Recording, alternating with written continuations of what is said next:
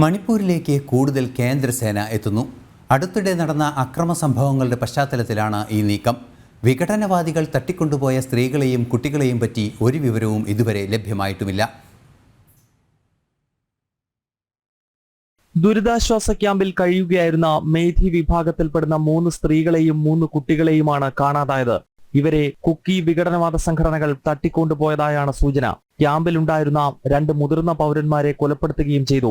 സംഘർഷം വ്യാപിക്കാതിരിക്കാനാണ് കൂടുതൽ കേന്ദ്രസേനയെ വിന്യസിക്കുന്നത്.